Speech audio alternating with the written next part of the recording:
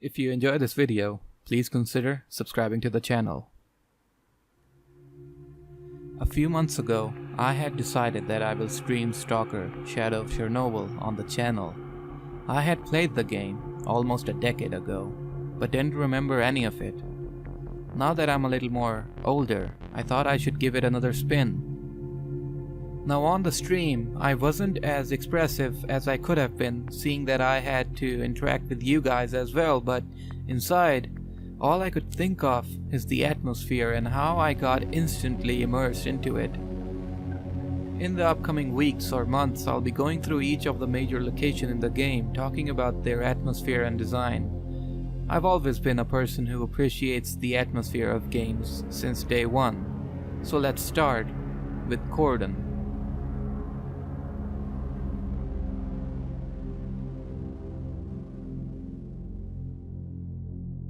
Cordon is located on the edge of the zone and is actively guarded by the Ukrainian army.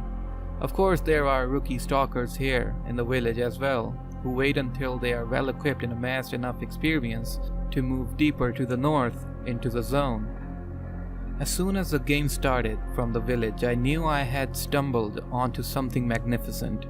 The desolate houses with a slight fog in the distance, I knew something was not right here. The place seemed like danger was just lurking in the fog, waiting for its next prey, and the X-ray engine that powers the game still holds up today in regards to the presentation and graphics. There are two things that really caught my attention when I was looking around: the lighting and the textures. How the engine manages to pull off dynamic lighting adds in a sense of immersion for the player, and the way how the textures look make it feel like snippets of real life were used to create this world. The history of this village goes back as far as 1986, when it was abandoned after the first disaster. As the years passed by, the houses were broken into and plundered, and they became empty shells of forgotten memories.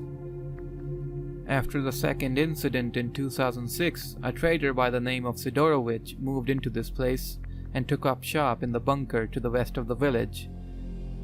This is a very fine starting location to a great experience that lies ahead.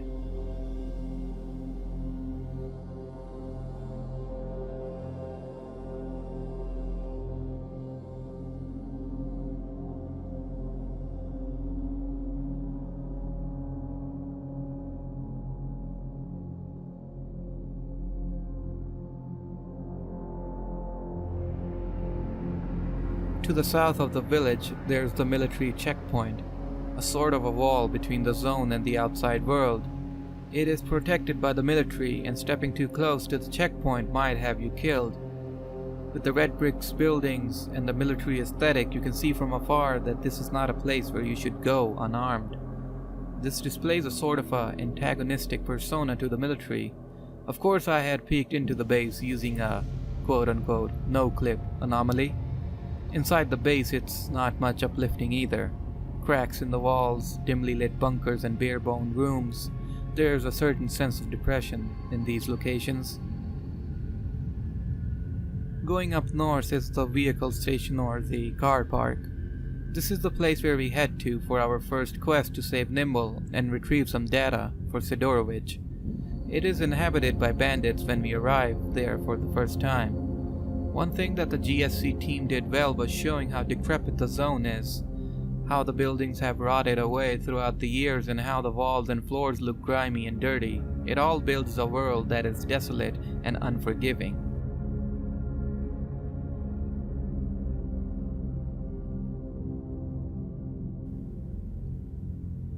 Ruins of an old society left to rot, overtaken by Mother Nature.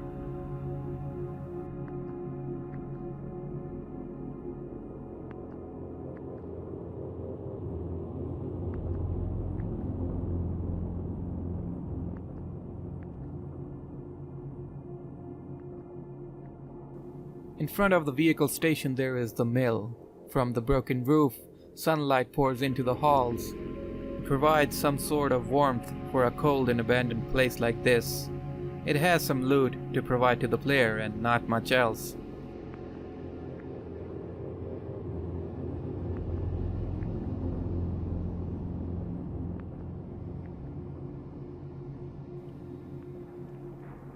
Right next to the mill is the railway bridge where some of the military personnel are stationed.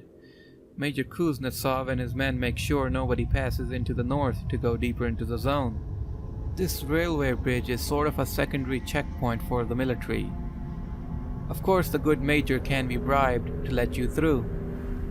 The bridge itself displays that some sort of accident occurred, most likely during the disaster, and the railway tracks have been destroyed. Some of the debris and the carnage lay on the road below the bridge. Now the tracks lay dormant, tracks that lead nowhere. Moving up a little north from the railway bridge is the northern farm. It is mostly empty, with either loners or fleshes inhabiting the area. As I walked through these ruins, I started to think about the first people that lived here. People that came here before the first disaster ever happened. What unfortunate fate had they been the victim of? Where did they go?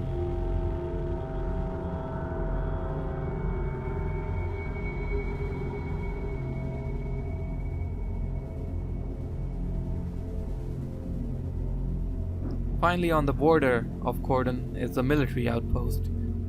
Of course, it has been taken over by the bandits at this point. This outpost serves as the final border between normalcy and the zone. Stalkers who have gathered enough equipment and of course enough courage go through this outpost to the north, to Garbage, moving deeper into the zone.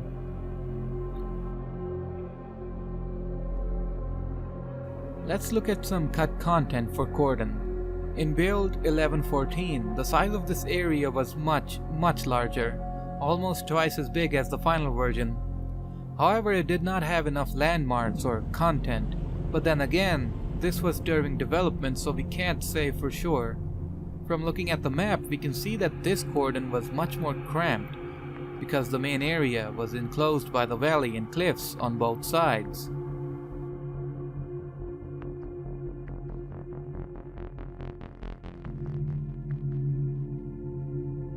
In build 1472, the size of the location was the same, but it looked more detailed and had more color to it. The size of the valley and cliffs were modified and the whole area looked a little more closer to its final version.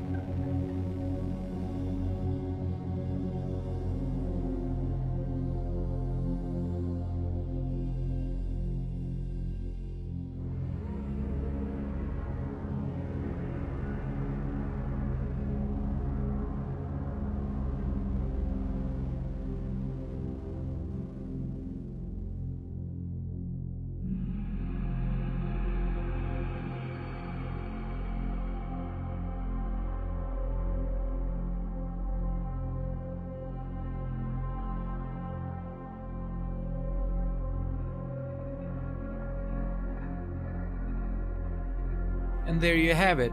That was Cordon from S.T.A.L.K.E.R. Shadow of Chernobyl. Next time we'll be looking at Garbage and the subsequent locations of the game.